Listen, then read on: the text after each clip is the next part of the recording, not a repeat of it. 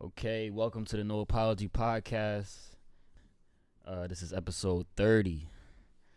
I'm your gracious and humble host, SHAQUILLE. To the left of me here, I have my brother. Every episode, my brother Chris. I'm gracious and humble myself. But what's up, though? Episode 30, man. The main topic of this episode is going to be, are black people too comfortable? And before we get into that main topic, we're going to just shuffle around. But that's just the main topic here. So we're going to tie that in for y'all shortly.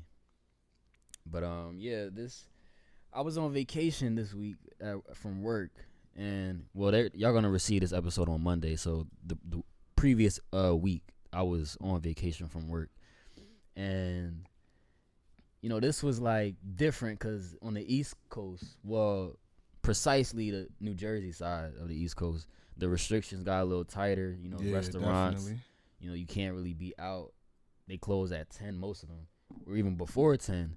So it was one day this week where I was just like, yo, like, what? I was just stuck. Like, bro, I can't go nowhere. I was like semi-depressed, my nigga. I'm like, yo, this shit is crazy. Yeah, bro. Like, man. And I wasn't in that space because, you know, I told you, like, I've been working. You feel me? So I forgot what day it was out of the week, but I was just like super low. Like, bruh, this shit is crazy. But what kind of helped, I guess, in a sense, well, one thing I did immediately, like, I accepted what was going on. Yeah. At first, that was the first thing. Like, all right, you know the situation already. You know what we're going through, blah, blah, blah. Next thing, I just started reading. I like audiobooks. I like to read too, but I listen to the audiobook. So I just picked up whatever book that I was reading. I started, like, listening to the book, and I was just watching lectures. So just feeding my, you know what I'm saying, myself. That was like the quickest way for me to kind of like get my mind off. Bounce right back. Yeah. And I was still in the crib though. That's the thing. I could have like started walking outside and listened to the audiobook, but I was just in the crib doing that stuff. So that was like my moment, bro. And that shit, that was crazy. So, you know, I want to just give a shout out to the people that's not really working or working from home during these times, because like it's tough, bruh. It's tough. And I'm a person at this point in my life that I just like to be in the crib. You know what I'm saying? Definitely. And that shit still affected me. So that was crazy. Nah, it's different. And I'm one of those people that, you feel me, that work from home, and it was crazy because my girl, she would go to work or whatever, and I'll just be home by myself, and it'll be tough to work with the baby. So I got to drop the baby off to my mom, you know, one of her grandmas or something like that. So I be in the house just by myself trying to focus on my work, but it's still tough because I ain't talking to nobody. And after a while, it does start to fuck with your mental, and it kind of puts you in a box because I'm just waking up, going to the computer, sit there for like 8 hours, 10 hours if I'm working OT, whatever the case may be, Right. and just go to bed, you know, watch TV, go to bed, or, you know, do something and go to bed. Right. My day's over. Right. And mentally, I thought I'll never miss this, and I actually read an article about it, like missing your morning commute. Missing just waking up in the morning, taking a shower, putting your clothes on, you feel me, starting your car, driving in traffic, like all that shit, bro. Like you miss it after a while. It's like, damn, life just kind of keep going on. You just kind of stuck in your house, and months go by, and it's like, damn, bro. Like, so I can definitely hear what you're saying, and it's tough because, you know, the hardest things is to accept the things that are out of our control. Out of our control. And that's the biggest thing. Out of our control. And that's kind of like a COVID update. So I guess during these episodes, we could kind of continue to do that every now and then. When we got like an experience during COVID, we'll give like a COVID update.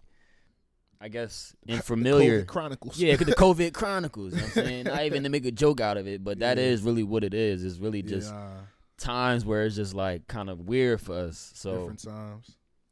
In that same realm, I found an article that basically stated that airlines are discussing requiring proof of COVID-19 vaccination for passengers. And What that means basically is they're talking about not allowing people to fly if they don't take the vaccine. What? So even if you're telling me I didn't test positive for COVID, because there is some airlines or some certain states where you have to get tested before you can even go there. So my test saying I'm negative, you still want me to go take a vaccine to show that I'm not going to get COVID-19? That just sounds stupid to me. Well, see, my first thought, I was like, I understand it, because I'm like, it's countries that don't want us in their country right now because of the whatever is going on. And I was like, okay, I get that, because they want to be safe. But then I thought, I'm like, the countries aren't making us do this, the airlines are. So when I thought about it more, I'm like, oh, this is about money, because they can't have people traveling if they're not giving a positive test. And people are not, we already took a flight. Yeah. We weren't required to take a test. Yeah, we didn't. So when they're implementing this, you're now able to get more money, and people are going to travel more if they do decide to take the vaccine. So I'm looking at that like, all right, this is just a get money scheme right here. Just the whole vaccine, period. Like, we need to know more about it before they're trying to keep forcing it on us. And like you said, it's not like the states or this is a government issue. This is the airline. That's, you know what I'm saying? So that sounds a little fishy to me. And I guess there was an airline in Australia that already had announced that they would require the proof, but they were still deciding. So this wasn't something that, this is not something that's a thing, but to even talk about it, like JetBlue and United, when they were asked what they were going to do, they didn't even respond to the comment, which to me seems like they're still trying to decide. Yeah. They don't want to say no or yes. Exactly. On that matter. So, that's kind of crazy to think that, is a possibility that I might not be able to catch a flight because I'm not going to take a vaccine. I really don't know how to feel about that one. And then to the next further extent, there's another question that's been proposed, being as though the stimulus is in talks damn near every day. You seeing new information about new stimulus packages, the amount they're going to give us, why they're going to give us this amount. And this new question that they are giving us is possible proposals to give stimulus checks in exchange to take COVID vaccination.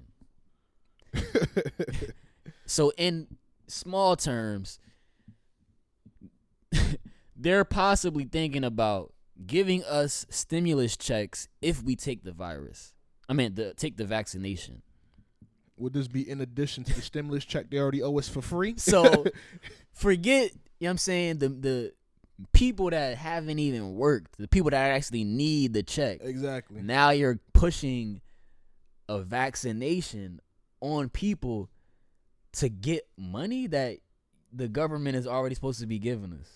The money that we already had and needed again. Yeah. So I'm trying to wrap my head around all these things because, we want to be as open-minded as possible, but, there's certain things that is really going to be confusing, and this is kind of confusing. I don't know how, every single person feels, but just initially seeing that, all right, that people are basically like thirsting over a stimulus check, and now you're going to you're possibly throwing this vaccination on top of, us receiving that. I don't see that as ethical at all. I don't really agree with it, but so be it. We living in this country. These people think that they can just make any type of rules and changes. And even going back to, the update that I gave, these lockdowns and all this stuff, they're going to have to change that eventually because this is fucking people up. Yeah, and it's more of a mental thing. But like we said in previous episodes, every time we talk about it, life as we knew it before will never be the same. And it's something hard that, we got to grasp. But I feel like this is the reality, honestly. And as far as the vaccination goes, there should be no proposal whatsoever to try to say that's the only way we're going to get our stimulus check. Like, Right. what, like, I mean, it's still, like I said, the vaccine in itself is still up in the air. As far as what I've been staying up to date with, nothing has been finalized as far as passing through the FDA and everything like that. So all this is just talks right now. But it's just crazy because, you know, you think about a flu shot, right? Yeah. And it's like some niggas don't take the flu shot because they feel like that's, you know, putting the flu into their body or whatever the case may be. And then you think of a situation like this, COVID-19, where I didn't test positive for COVID-19, so I never had it. So now it's like, all right, it's a vaccine. Do I really need it? Right. Of course, a vaccine is supposed to not let you get it, but shit, I never had it in the first place. Right. So I'm not really going to be eager to jump at the opportunity to go get one off the rip. Another thing is, now you look at people like, I was reading a story with Carl Anthony Towns. Okay. He lost 7 family members, and I'm sure there's a lot of people out there lost, maybe more to COVID-19. Yeah. In a situation like that, you know, people are probably willing. Tell people who he is in case they don't know. Oh, Carl Anthony Towns is a NBA basketball player for the Minnesota Timberwolves. Yeah. Also from Jersey as well, so shout out to him. Shout out. But yeah, man, like those that probably got hit like from the rip that got affected by COVID-19, and even I would like to get your perspective. You know, having had it, like, would you want to even think about getting a vaccine off the rip, even if there wasn't even a proposal on the table? I mean, and yeah, even before I get into my perspective of it, like, because you asked, you know, well, you didn't ask, but you said, you know, you want to know more information even before you even go into it. Exactly. They haven't even gave us that. Exactly. But they have now 3 presidents. They have Barack Obama, George W. Bush, and Bill Clinton. They are volunteering to get the COVID-19 vaccine on camera in order to promote the public confidence to indulge in taking this vaccination. So they haven't given us much information, but these people are now going to try to take this vaccination on camera to ensure that it's safe. How do we know that they're taking the vaccination? Yo, that's the first thing I was about to say. How do we know? How do we know that what the fuck they're injecting their bodies with? And you asked me my perspective of having the virus. Trump he said he had the virus. This man was out and about. Remember, he was in the truck waving at people and shit. Bro, when I had the virus, I couldn't even move. Like, I didn't want to go outside. I had to go for walks here and there. But the shit that he was doing at his age, bro, I couldn't even do like half of that shit. When he was, oh, I'm good. In 3 days, it seemed like he was good. I don't know what type of virus he had. I don't know. But they do say it affects people differently. It does. But somebody like, you know, not even just Trump, at his age. That's what I'm saying. It got to be something wrong with that. Like, and like you said, you never had the virus, so you're thinking like, what am I really taking this for? Exactly. Me, I'm not really on the side of taking it at all right now, to be honest with you. I just think on a more,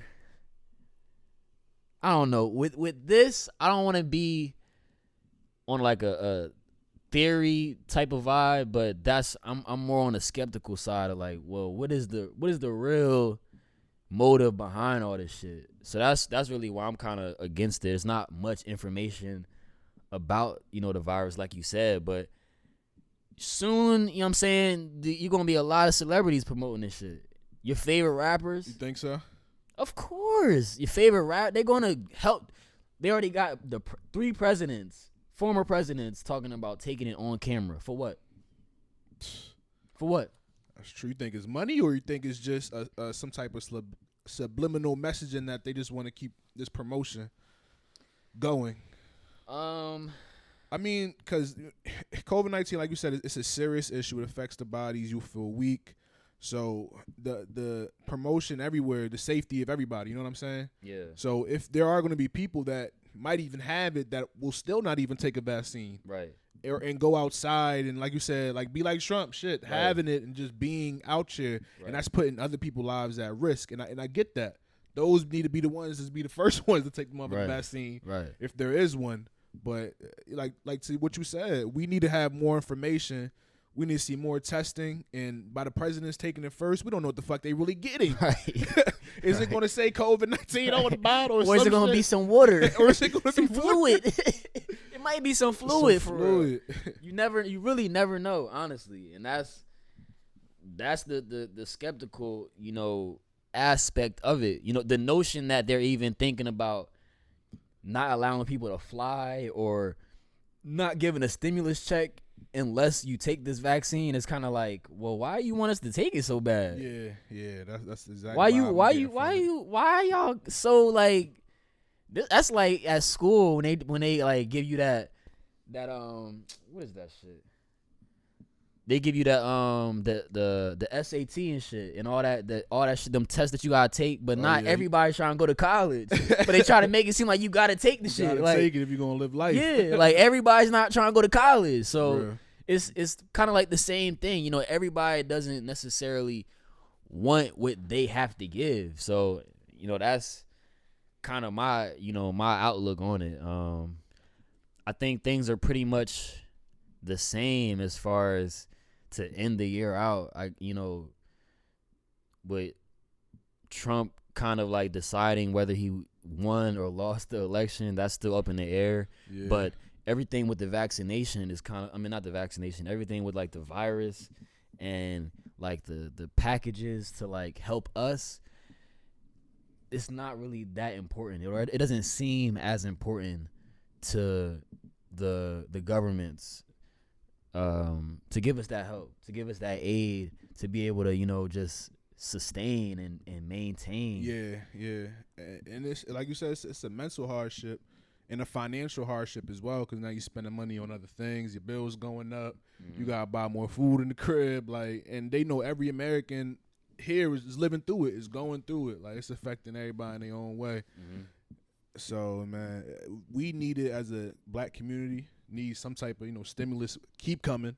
I think the best plan they had was giving us something every month. Right. But they ain't gonna do that. They trying to just give us enough. So yeah, kind of to segue into the main topic.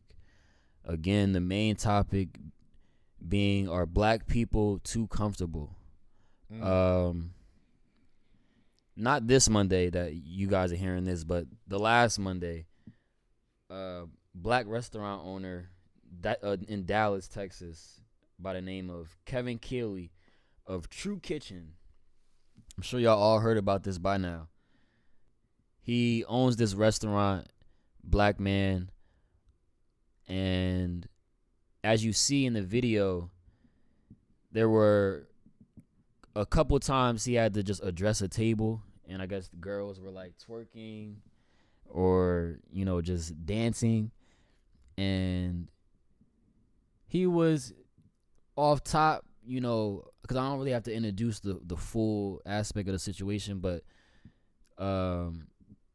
that last time that he came back, or the viral video that came, he was like real aggressive, telling them they can get the fuck out, all this other shit. Yeah, nah. And Wilder. Yeah, off top,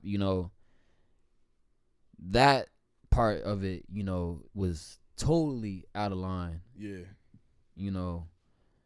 And I seen other people that felt different, that he, when the news first came out, they only had that viral clip when he was like yelling and cursing everybody out, but it was other footage that showed that he was being polite and being more polite the first couple times where he was talking to them. But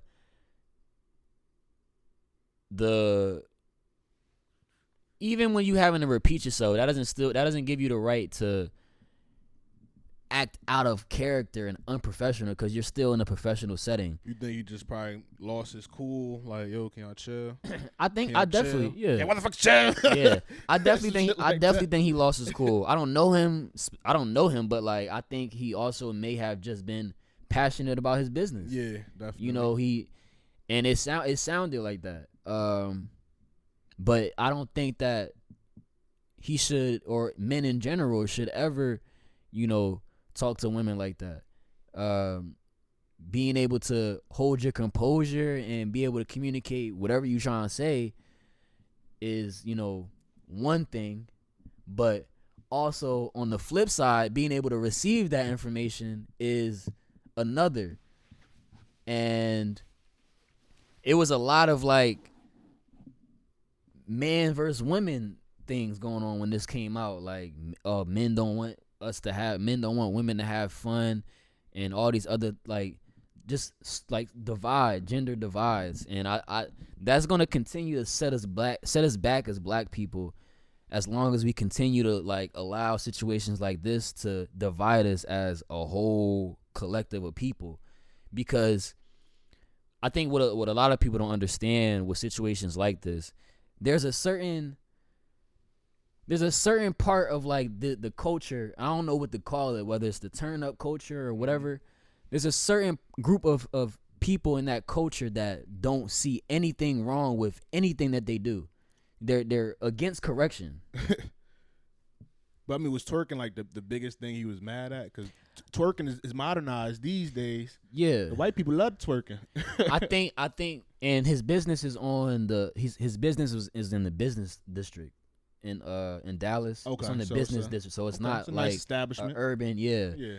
So I don't think that, even if he's against twerking, I'm saying that's his prerogative. That's his business. If he doesn't want people to be twerking and shit, as people, or even if it was men, he didn't want to be dancing, because when he said what he said, he said that he didn't want men, and I'm paraphrasing, of course, because I don't remember exactly what he said, but he said something on the lines of like he don't want the men to disrespect themselves in here, seeing girls twerking and stuff. So it wasn't just about the women. He wanted men to respect themselves as well in the establishment, because it's not, at that point, us as men, we know, like, when we see girls twerking, you know what I'm saying, like, we're gonna look at their style, this is what they get right at. it's not just about the women, it's about the establishment as a whole. Exactly. It's gonna be a judgment on the establishment. But I did hear the DJ was throwing that shit on though. Of course. And you can't be mad. Can't be mad at the DJ. Wasn't it throw that ass in a circle? I think he was playing throw that ass in a circle. So the girls gonna throw that ass in a circle. Period. You know what I'm saying? When he hired that DJ, I thought he should know what was coming with it. That's his fault, because you can't have, I think he got like Henny wings or some shit like that on the menu. You can't have Henny wings and then have throw that ass in a circle playing and not expect ass to be shaking. Yeah, that's so beyond me. And I'm sure after that moment that happened, I'm sure shit changed. Yeah. I know he got a playlist for the DJ. You know what I'm saying? For sure. I know he switched. Well, he probably ain't switched the menu up, but he was, I think on the page they was joking about like the food can make you dance. You know what I'm saying? All this other shit. It's the food that's going to make you dance and all this. So they kind of like not really taking it too serious and taking it personal. Yeah. But yeah, it was like what I saw, and I was getting back to the point I was saying, like, that group of people, it's like they're kind of like against any type of correction of like, and that's just what I see from my perspective. Like, you can't correct them if they're doing anything in like a setting like that. Yeah. And you got to be open to, that's his establishment. You got to be open to whoever, whether it's male or female. I'm not choosing sides for, gender purposes, but just anybody.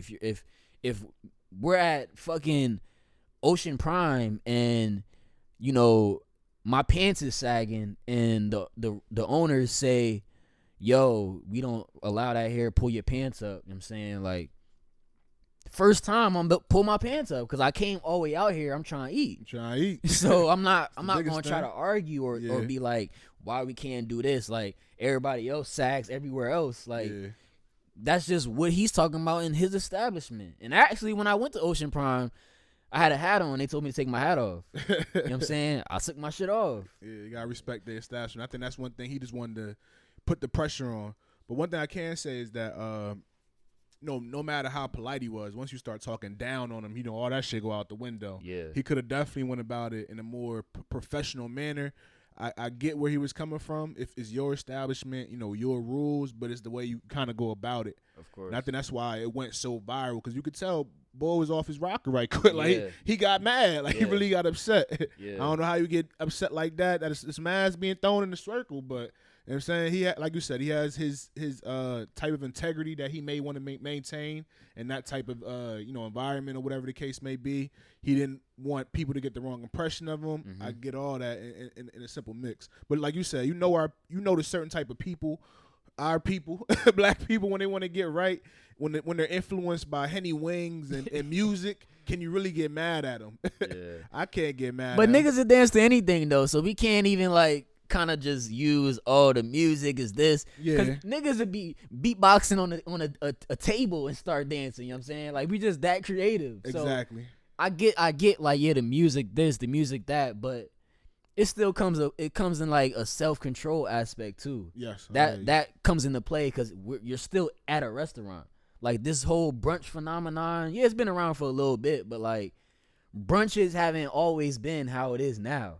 Yeah. In a sense, not out here at least. Maybe in like other states and shit, but like how it is now with a DJ and girls dancing and shit like that. Mm-hmm. Brunch wasn't always that. Brunch was simply having food that was breakfast and lunch. You know what I'm saying? Like yeah, real all chill. the other shit came in years later, and people just trying to profit off of the phenomenon of just brunch. Let's make this a day party thing now. It's a hot ticket. They're gonna sell money on them brunch hours.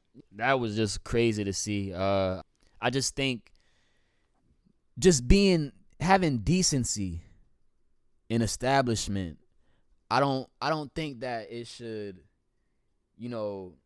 necessarily be considered or even taken as like, oh, you don't like black people or you don't like black women or you don't like black men. And I'm not saying twerking is indecency. I'm just saying in the event that a owner of a restaurant sees whatever they see as it not being decent in their establishment, we got to take that for what it is. If they're not like being racist towards anybody or like discriminating anybody, fine. You know what I'm saying? We just got to accept those things just as far as being decent human beings in establishments. I just don't feel as though, the approach was right the first times he was saying it, but we got to also acknowledge that he did say it nice the first time. He was polite. At least what we saw from the recordings when he just was walking to the table. Okay. You know what I mean? So that's how I feel about it. I'm not really sure what other arguments people had about it. Like, do you recall any other arguments people had? Nah, I ain't really see nothing else besides the ones I think we covered. Yeah, and I don't really I'm not really in those type of environments, so I'm not really about to sit here and judge people for whatever. But like in the event, like I said, I'm in an establishment, somebody say they don't like what I'm doing, I'm gonna either abide by their rules or I'm gonna just leave. There's plenty of other brunch spots out here to do that. You know what I'm saying? It's pretty prevalent that's a hot commodity in these days with our culture at least. So being as though that he is like a black man at that point, owning his own business. Yeah, black business owner. You respect it. You just gotta respect it, man. Because I think, and just to throw it out there, like if this was a female, what would be the responses to it? Is it just because it was a man saying this? Yeah, it definitely wouldn't have went as viral if a black female restaurant owner was coming like that towards her female counterparts. And that it would have probably more been perceived on a different note. It's like, all right, she just trying to tell us to chill, girl. Let's, you know what I'm saying, or some stuff like that. Whereas a man, we have to show our masculinity, and once his volume goes up to that temperature, now it's like he's talking down. Like I said previously, so it don't matter what you're saying at that point. Now it's your tone. Now it's how you carrying yourself. But like you said, we gotta respect it. As a black business owner, I think we should respect any owner if you're in their establishment, because you can go anywhere if you're trying to grab some food. Yeah, he looked pretty young, so I think he should have known that him yelling and shit like that wouldn't have really translated well. Yeah, that's the biggest thing. And it's just ways to handle it. It's not always about what you say, it's how you say it. That's common knowledge. I think everybody knows. So yeah, let's hop into this main topic, man. Are black people too comfortable? And this situation kind of stemmed me even like hedging towards making this the topic, because even seeing the things that like drive our energies into like just arguing with each other, you know what I'm saying, as black people, like just seeing people just comfortable walking around in like Gucci slides and like just out here just acting like everything is just good. Like we don't have like a long way to go just as far as just building as a culture, a race. Do you think that black people are too comfortable in the times now? I mean, that's a tough topic, man. Being a black African American and looking at it from both perspectives, culturally as well as being an American too. So I can't say like nowadays they're too comfortable due to the the riots, the protesting, the looting, and everything that's going on. And I can see us moving in the right direction. But it's just been hard. Like even the history of America, like we've been oppressed this whole time, and people are mentally fucked up. You know what I'm saying? Yeah. And it goes like, and I think you put this as one of the topics as well, and I don't mean to jump the gun, but good. it goes from generation to generation. Yeah. So you wake up, your parents ain't shit. You know what I'm saying? You grow up in an environment where you're in poverty, your mom locked up, your mommy on drugs. The typical story. And then it's your job at the end of the day to take yourself out of that environment and progress. And sometimes it does depend on the circumstance. So to say that they're comfortable, I think it's being comfortable in a certain sense of how comfortable, bro. Like I think that's why I kind of want to go there with you. So with the trauma, right? And I don't mean like comfortable with like the times that we're living in. If I said that, that's a lack of that's what I was term. trying to better understand. That's a lack of better terms on my end, but comfortable in the sense of like with social media, right?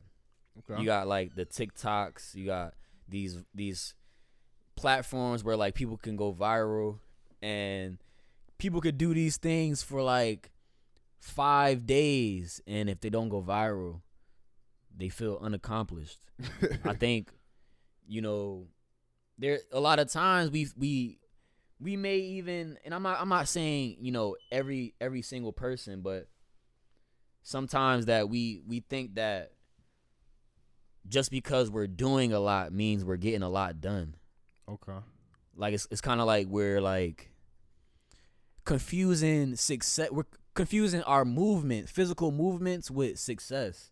So like we go outside and record this, and then we go here and do this, and then we do this. Like we feel accomplished, but then when we're sitting still and trying to like figure our lives out, we get depressed. We feel like stuck. So even in the sense of the things that kind of divide us as black men and black women, are we comfortable with the things that allow us to get to that point? Are we comfortable with always letting it be a war against, okay, this man doesn't like any type of black women because of this, or this black woman doesn't like black men at all because of this situation, and not really looking at the situation as a whole in its entirety and just making it about division and divide. So that's why I'm kind of like shaping it as, are black people comfortable? Are black people are comfortable in the trauma that, like you said, you meet somebody, whether it's a friend, whether it's a girlfriend, whether it's a boyfriend, you meet somebody 2 years down the line, y'all done been arguing for years. Friends as well, you could put this in. Then you find out, damn, yeah, I'm like this just because like my mom and dad, they wasn't really listening to me like that, so I lash out. Well, that's something that should be established well before you kind of engage in these situations, and even have those consistent reactions without any like self-reflection. So Okay.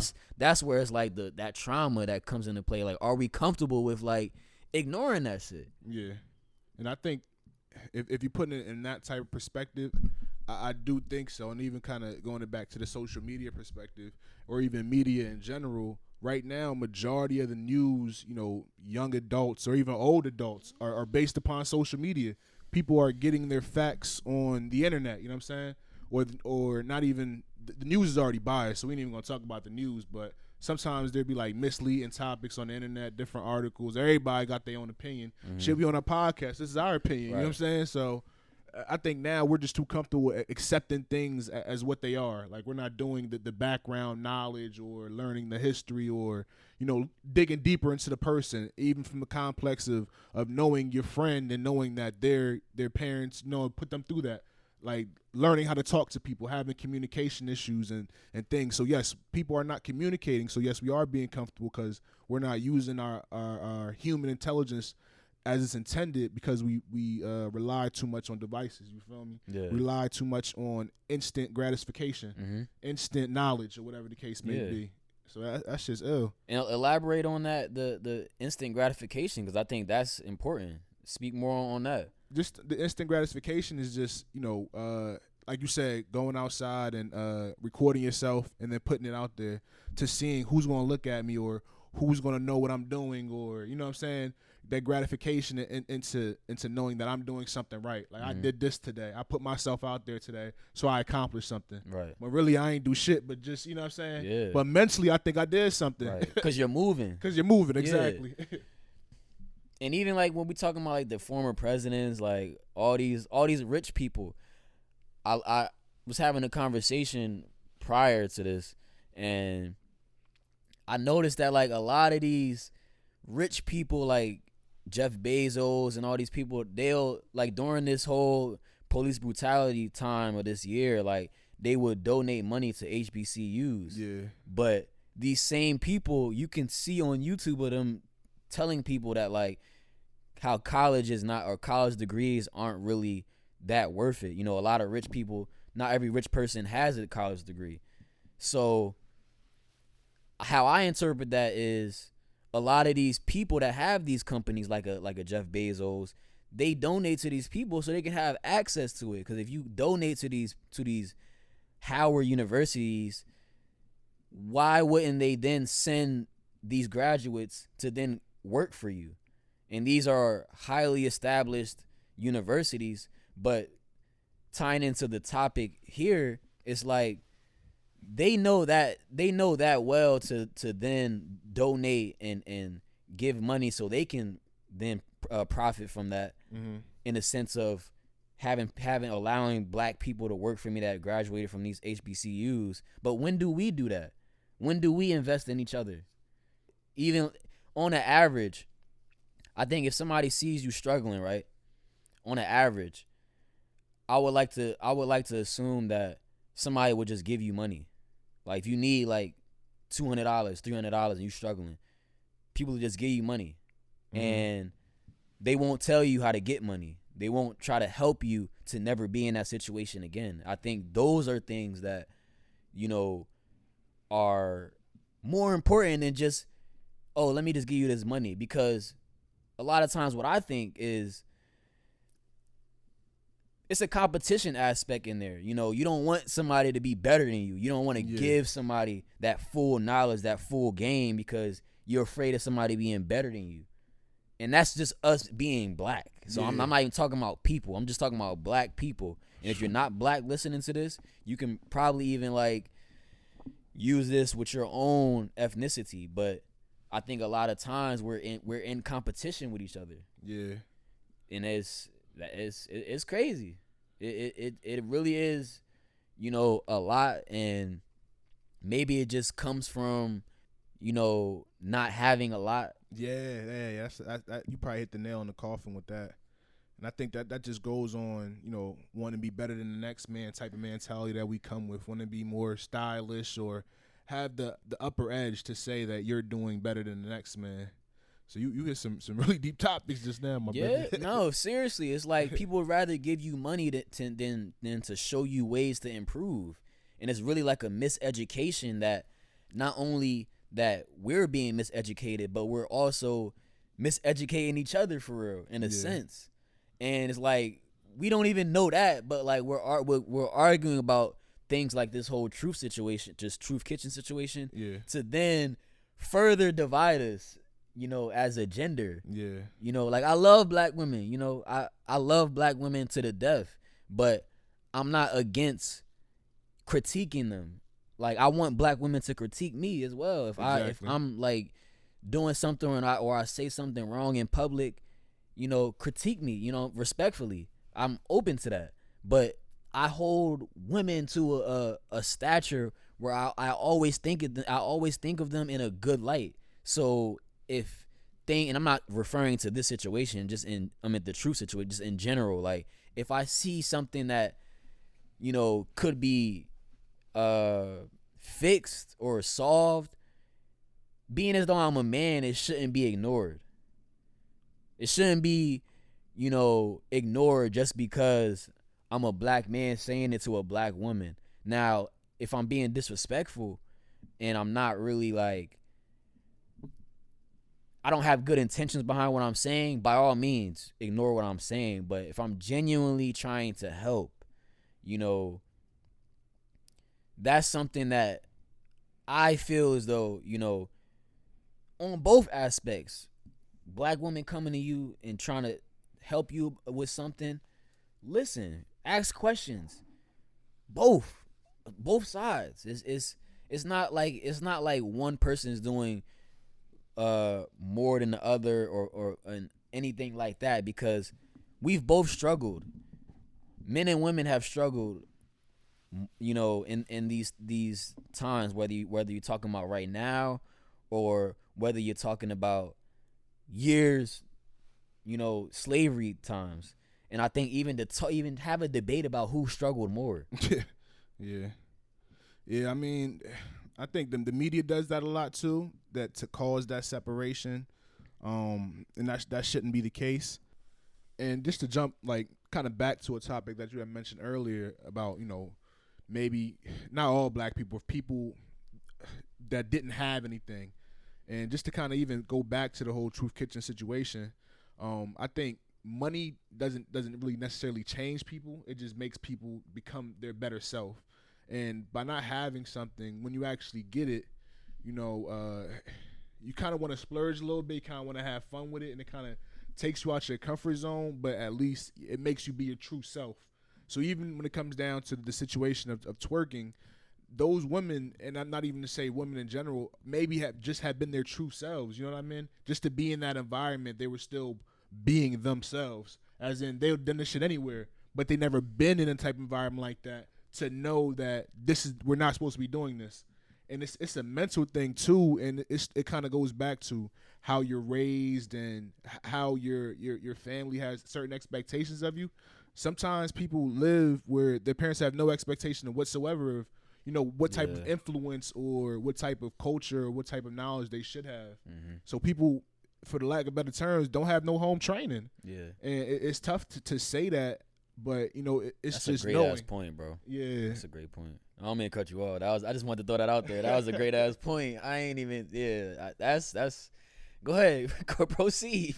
Yeah, so it just kind of goes to the whole mental aspect of it and kind of grasping it from both aspects. I definitely get his aspect, but just kind of going back to, you know, not having it and shit like that. But it's just crazy, you know, like you were saying earlier, how the media try to separate us and put us against each other. And I think it goes for men and women. Black people just have a hard time of taking that criticism. And like you said, you could take it, but there's some niggas out here that will take that shit and get aggressive and take that shit. I can't sit here and act like I can always take the criticism neither, because it comes to a point where you then still have to respect the person that you're talking to. And that goes into just learning words, learning how to play with words, learning how to say the right things, how to say it. And not a lot of people know how to do that. That's something that has to be, you know, taught. You don't just naturally, you know how to just use words. We learn words when we're in school. So that's something that is not easy. You know, it's not it's not a thing about, me just being able to take it, but it's like if I know it's coming from a good place, then so be it. But it's like if you kind of like this guy having an attitude and like talking down, I'm not going to really be too receptive to it. And that's really, that should be expected. Somebody's not going to be receptive to it. But even in this situation with him, nobody's really acknowledging the times where he came politely and said things. True. So then what do we then say about the group of people that he was talking to? Mm-hmm. What do we then have to say? Because I've really been only hearing, things about him and, what we all know he was wrong for as far as talking and cursing and stuff like that. Yeah. But as far as that group of people, what we had to say about that, where maybe they might have been out of hand for even doing that in the first place, or...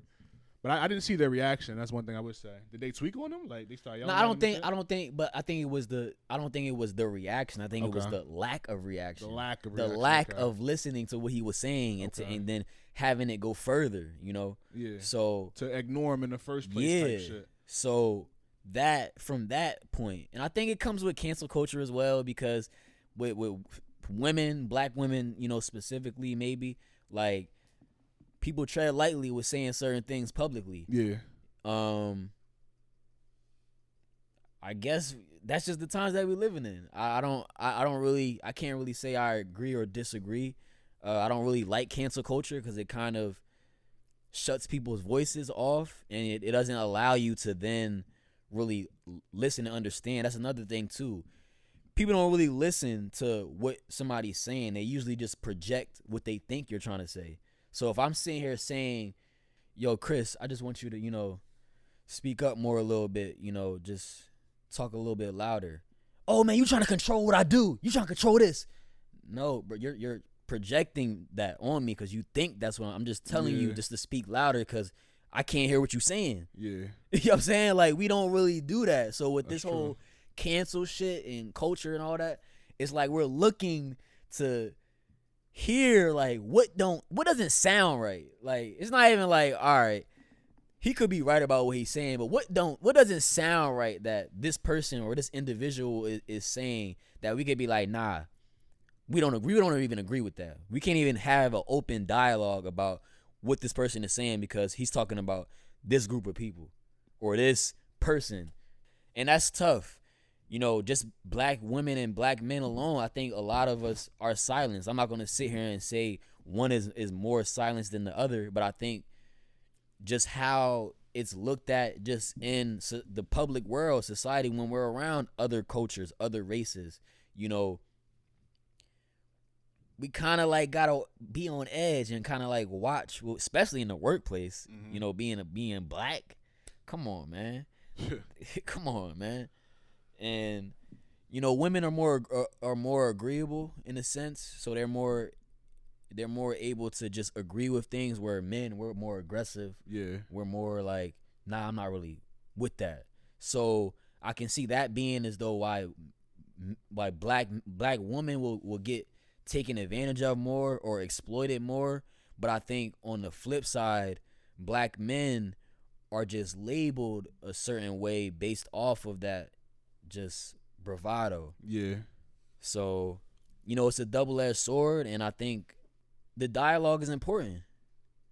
The dialogue is definitely important. I think when stuff like this happens, we should, come together, like have conversations. Black men, black women. Let's set up a meeting. Let's talk about this. So at least that could start something small in a room where like, all right, what we don't agree with here as black women and black men, what we don't agree with, what do we agree with? So then we could come to a common ground just in a small room. And I think that's just a short, solution to a big problem. Yeah, and in a perfect world, that would be the case. But it kind of goes back to what we're saying about the comfortability of everything. Yeah. We're just too comfortable with accepting the influence. All it takes is a few people to be like, nah, he a fucked up individual, and now everybody's like, nah, he fucked up. Right. Of course, there's gonna be people with other opinions and be like, nah, I see where he coming from and things like that. But we're just too easily motivated by majority type thing. If the majority says he was wrong, even if I think he was right, I'm gonna still say he was wrong just to be accepted or just to be viewed as, you know, somebody being positive. And that's just comes again like what you said. The biggest topic is the comfortability. Yeah. We're just too comfortable. You're right. Yeah. I see what you're saying now, bro. Yeah. What do you think, though? I mean, I think we are. What do you think? I mean, I definitely think in certain aspects, and by no means am I thinking about the times that we're living in now with police brutality and things of that nature. I'm not speaking on that. Yeah, and that's what I had to bring up first. I'm speaking on like the long-term effects that cause us to have a divide on each other and cause us to hate each other. That is kind of like what we're comfortable in, you know. It's not really about everybody just doing the same things and like thinking the same way, but it's okay to disagree and also knowing that we're on the same page. It's still with love. I still got love for this person as a black person, and just going about it like that. But when it gets to everything has to be blown out of just gender wars, that's what I don't like, and that's what I think that we're comfortable in, just arguing about shit like that. Like I don't think I could ever really argue with somebody on social media like on some shit like that. Yeah, like, I really wouldn't waste my time. Yeah, for somebody to even project that energy onto me, like I hate black women or something, just because I have a interpretation about something that happened. You feel me? So yeah, man, I 100% agree that, you know, in certain ways that we are comfortable, even in a economic, you know, approach, like I brought up, as far as like just seeing somebody struggling and, you know, everything like that is way more out here that opportunities that we don't really capitalize off of, maybe because going back to just that instant gratification. Or maybe I don't have to take advantage of this opportunity because I just got 100 likes on this picture. Yeah. Or I just got 200 likes on this picture, so I maybe don't have to worry about this opportunity because I might start a modeling career now. And that's no knock to people that want to do that, but I'm saying there's a lot of, you know, just opportunities that are missed simply because of we're in our own way, in a sense. Yeah, speaking of opportunities, and I think that's the best way for this type of comfortability to ever, you know what I'm saying, go away, is for people to start actually taking the opportunities and learning and investing in each other. And, you know, even the simplest thing is teaching your brother how to eat. Don't just feed him. Teach him how to eat. Things like you said earlier. That's how we're going to get out this comfortability, is keep growing and trying to bring people up with us. And it's hard because not everybody going to want to come up with you. Right. And I think those people that just accept being comfortable are those people that are not going to amount to their greatest potential or their greatest success. One thing I can say, that it's been a lot of positivity, and I think this has been something, I don't know if it's been generational, but I like it. There are more LLCs being formed. There are more, you know, podcasts being started. It could be because of COVID-19. People are being more entrepreneurish, but I can see a push within just our generation alone about, you know, how we trying to push more and develop more for ourselves. But as a culture, the best way is going to improve is just not always accepting what you see and kind of doing your own research and kind of picking your own path type of thing. Because we all could get there, but you got to want to succeed. That's the biggest thing. Yeah. I strong points, bro. I 100% agree with that. And just growing up, you know, being able to grow up, not growing up like, you know, I'm trying to grow up as fast as possible, but yeah, being as though you know that you're a man, growing up as fast as possible can, you know, kind of heighten that sense of growth. So I just believe that having those moments where you're open to just growing up and learning about yourself, even that, you know, just understanding where you lack, where you don't, where you're not as strong as a person. And if you are, lacking in a the easiest thing you can do is hang out with people that aren't like you. Hang out with people that are different than you. If you don't like to go out all the time and you're kind of introverted, find a person that is like they like to go out. You may learn certain things about how they talk when they how they move when they going out. That's just small things, In general, man, this is just a step, and we probably gonna have a lot more, conversations that involve just a question like this, just to bring out that perspective. And very soon we gonna really start involving like guests and like real like people to really interview and talk about these things, because I think it's important to involve women in certain conversations like this so we can get that perspective. Yeah, definitely. So yeah, I don't really have too much more. I don't want to give all the eggs out. You know what I'm saying? Nah, we got more to come, man. I just think one thing just leave the people with is it should be a question to yourself. Are you too comfortable?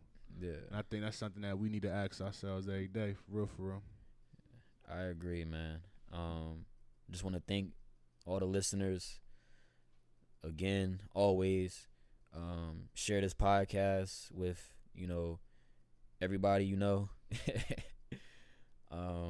yeah. This is No Apology. See y'all next week.